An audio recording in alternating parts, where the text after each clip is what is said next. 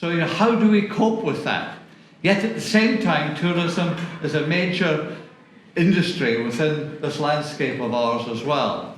So it's highly appropriate that we have a talk today on, is there a future for tourism? And it's my pleasure to actually introduce SandroCarnicelli, who's a senior lecturer in events and tourism at the University of the West of Scotland. And he's been talking and looking and working about tourism in general all over the world, in Brazil and in various parts, in New Zealand and various other parts of the world as well. So it's good to have him in Scotland. I hope he's going to tell us how to manage this wonderful landscape that we've got here and just give us an impression of just what it is for the future of tourism here in Scotland. So please welcome Sandro. Thank you, Stuart. Hello, everyone. So I apologize for my accent. So I'm Brazilian. So if you don't understand me, just ask and I'll try to repeat. I've been in Scotland for 8 years, and a lot of people ask me, you're a tourism academic. Do you travel a lot? And I always have an answer for my students when they ask that. It's like, I traveled less than I want and more than I should. Right? So, and the reality of that is, if you really think about the questions that you can ask people around you and your families and your friends, if you ask them, who's been to Paris? You'll always find people, everyone, oh, most of you here, yeah. Rome? Yeah. London? Yeah. So, there are these places where you can ask almost everyone, and there's a high percentage of people who've been to these places, at least here in Scotland or in, like, say, developed countries. But then, have you ever felt that when you're on a holiday, you feel like it's a Black Friday entrance to a store where there's so many people that actually you cannot even move? So I was asking questions on my table there just earlier. How many people do you think per season visit Venice? How many tourists per season in Venice? Any numbers? 5 million. Well, 5 million is the whole number, but per season. So we have 30 tourists per season, so actually it's 20 million visit Venice every year.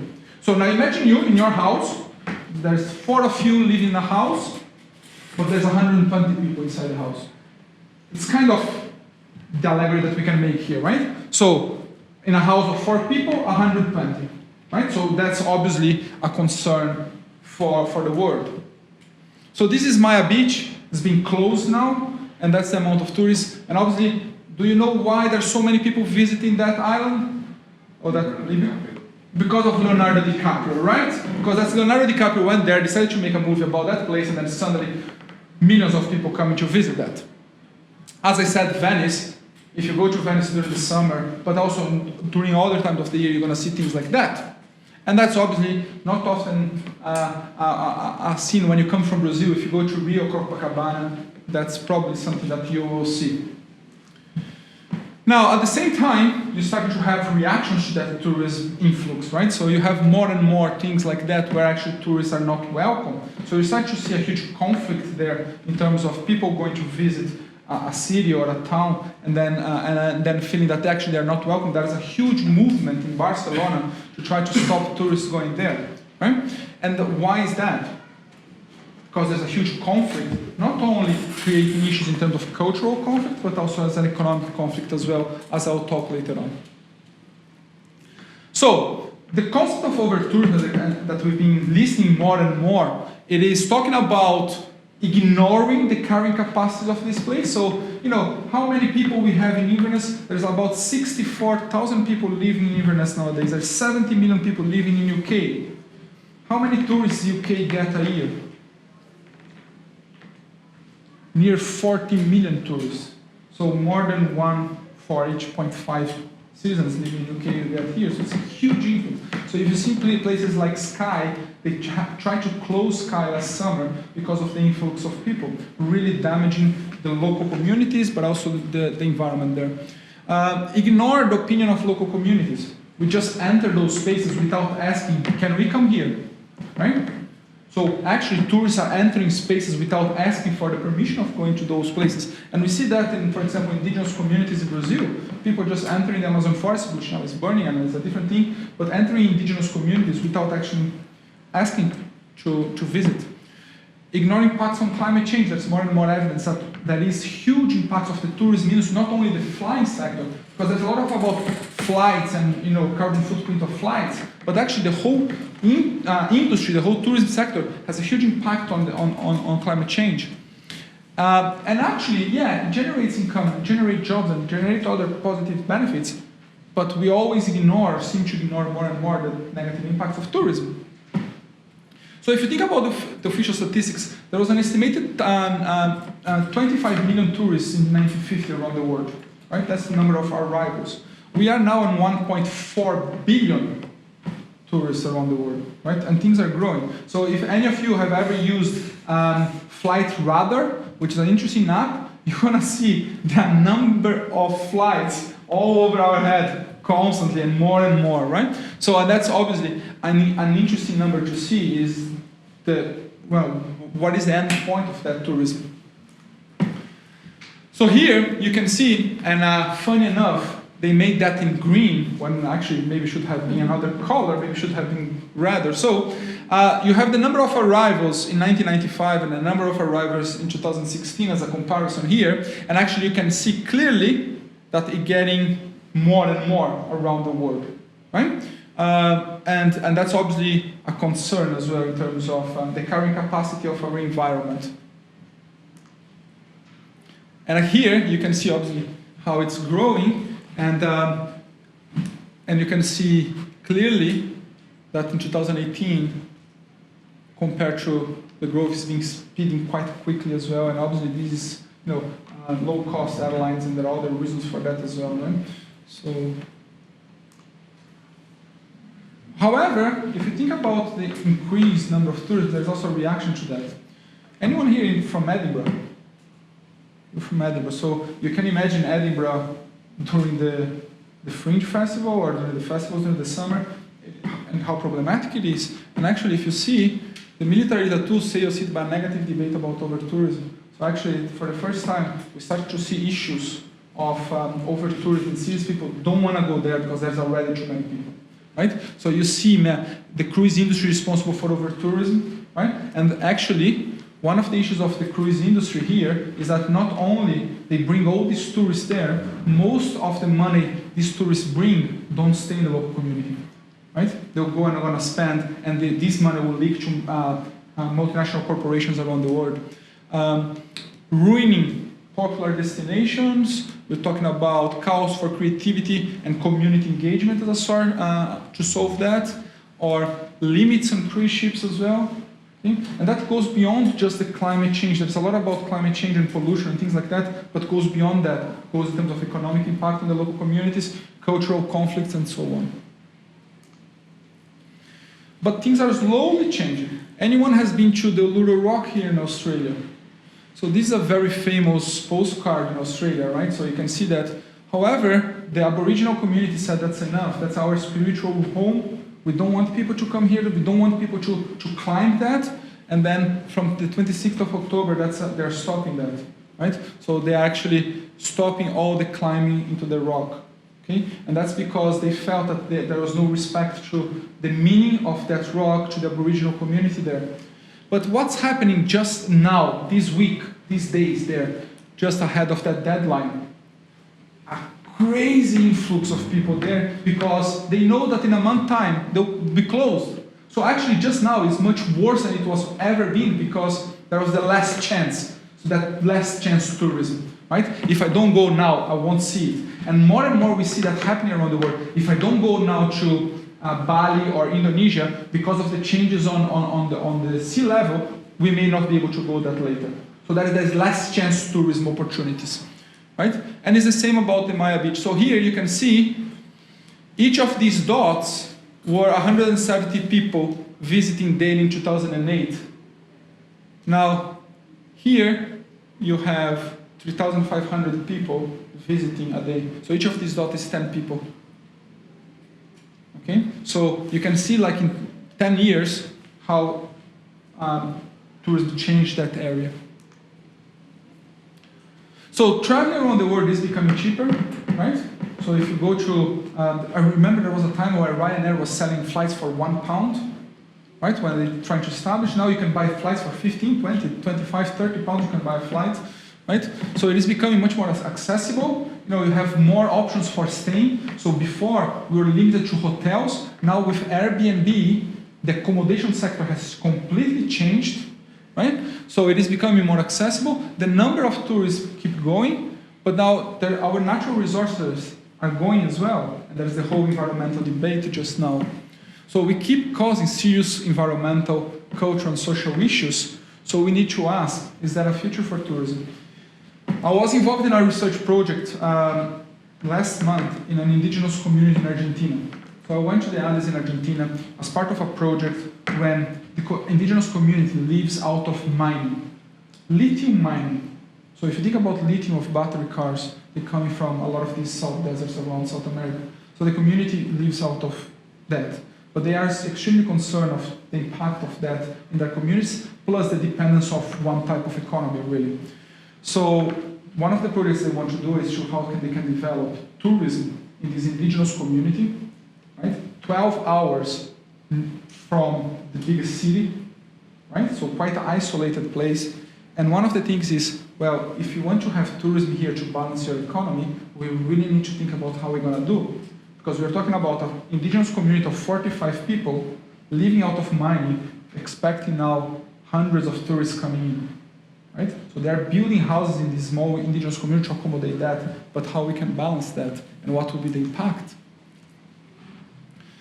Well, people ask me, and students always talk to me about how can we then be more responsible if there's all these problems in tourism, how can actually we be better? How can we be? Because the reality is, yeah, we may travel less, but we're gonna still be traveling because mobility is part of who we are, but how we can be better? And what I say is usually in the decision process, you need to take our time to decide where we go, right? We cannot just go and be just, oh, it's cheap here, let's go there. Let's think a little bit more about, right? So we need to go beyond that seduction of a deal on a low-cost airline, right? So let's really reflect about where we're going, why we're going, and avoid this push and drive. I'm not sure if you ever know, but you know, with all these cookies and all these things on the internet, as soon as you open to check a holiday or something like this, suddenly it's on your Facebook and suddenly it's on your Twitter, and all these drives trying to ask you, well, why don't you book? You know, hotels are running fast, flights are running fast, the last 5 seats on your flight, everything is driving you to make this very fast decision. Think about the modes of transport and accommodation you're using. Yeah, we just saw Greta Thunberg traveling across the ocean to go to US on a carbon-free crossing, but can we actually think about, you know, our modes of transport and where we are going and the type of accommodation we are using as well? And think and research about the destination you are traveling. Try to understand the cultural aspects. If the people want you there, right? If you are welcome there as a tourist, right? Think about the environmental fragility of the place. Think about the responsible behavior of the suppliers. So not only where you're staying, but you know, what are the suppliers involved on that? When you get to the destination, remember that you are a guest. So at the end, when we go to these places, we are still guests in someone's house. So remember the example of Venice. We are talking about 30 people per resident. So we're talking about 30 people inside the house per person. So if you come in a house where 4 people live, we're talking about 120 people inside your house. Be grateful for the local community to allow you to go there.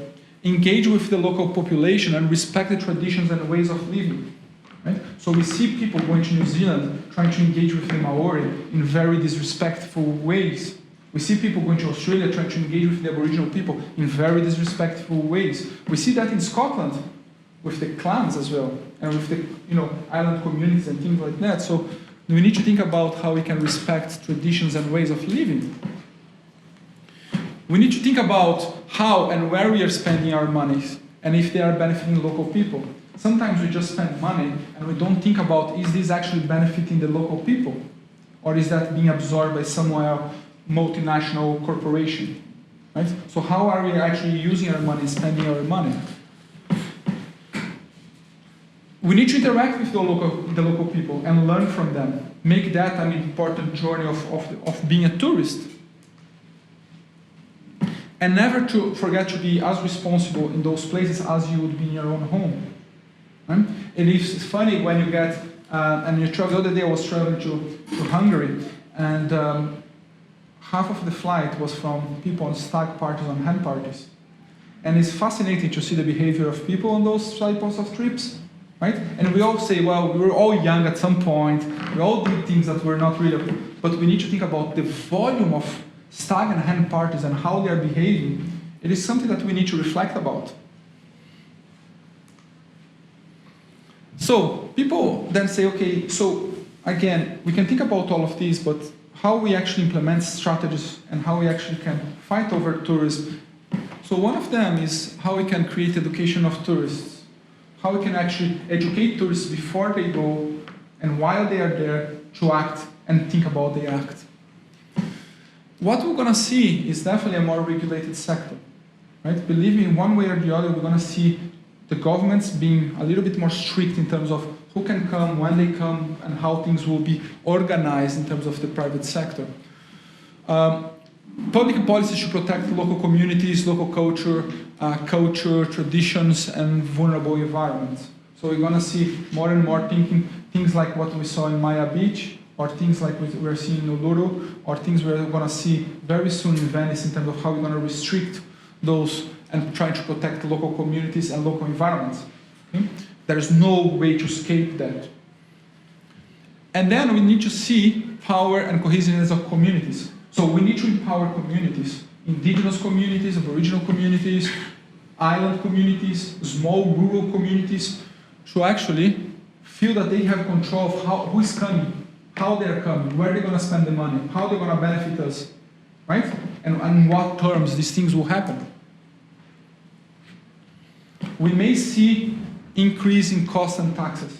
So there's a lot of talks in Edinburgh now about tourist tax and how that would benefit or not and how that would be regulated. The reality is, on that level, the tax will benefit and may help in a lot of things. The reality is, won't cut the number of tourists.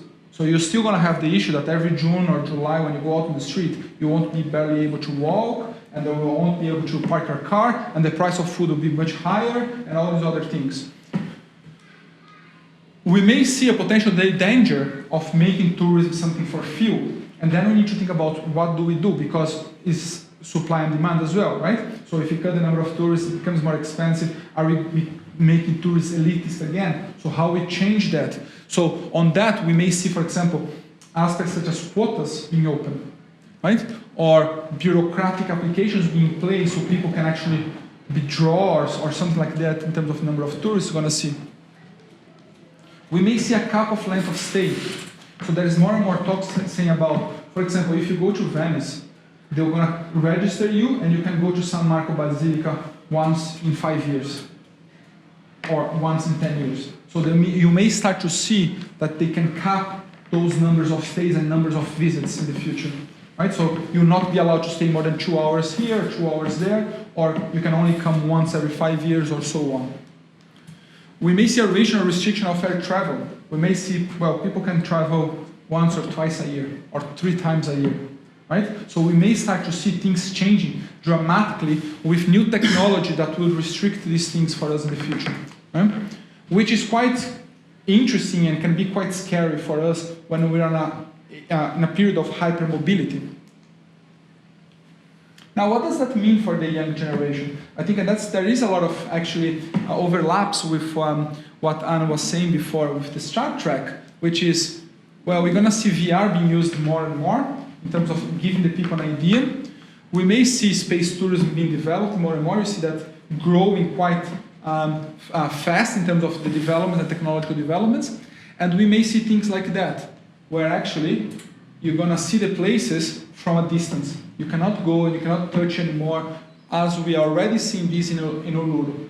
So in Uluru, from the plan for after October is to stop people to getting too close or being able to access the mountain in itself.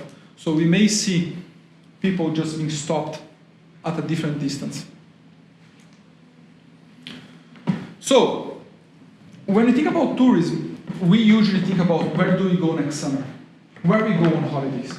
Right? And then we go online and you do some search and say, well, we go here, we go there. You know, if you think about Ibiza, Mallorca, Tenerife, favorite spots of British people, favorite spots of my students, right? Now, every time I have a student who go to Tenerife, I usually ask them, where do you go in Tenerife? They go to those main resorts, those main hotels, those main pubs. They go to Irish pub in Tenerife, right? And the interesting thing is, you ask them, oh, have you done a trek on the Teide? Or have you went to see the historic cities? Or have you seen other places? And they don't know. So they usually, and what's the problem with that is a lot of the leakage of the money doesn't benefit the local community, just go to these multinational hotels. So, where you should go, why are we going there? What's the reason actually for having that, to go to these places? And again, a lot of the students that I ask about is usually because of the weather, right? Even if the weather is not too bad. But a lot of them is because of the sunshine, right? And I do appreciate that. A lot of them is because, you know, it is cool, or because it's cheaper, or so on. But we need to ask, why are we going to these places? Actually, are we welcome there? There's more and more signs that tourists are not welcome in Barcelona or Venice. So why are we going to a place where we are actually not welcome anymore? What are we allowed to do? When we go to these places, actually, have you ever thought about what can we do on those places? And what are the types of behavior we are expected to follow? Or we just expect they to accept our behavior as we do at home? And is that a sustainable way to get there? Is that a sustainable way to stay there? Right? Is that a sustainable way to consume products and food and things in those countries? Do we need to start to think about that more if we want a better tourism? Obviously, all these, we need to say that tourism will still be our part because we are mobile people, right? And we are going to keep being mobile. But we need to start to re-ask those questions. And actually, tourist has been the main word for tourism. And in the future, local communities will be the main word for tourism. So the tourism will go from the tourist to the local communities. Thank you. Thank you, Sandro. A lot of what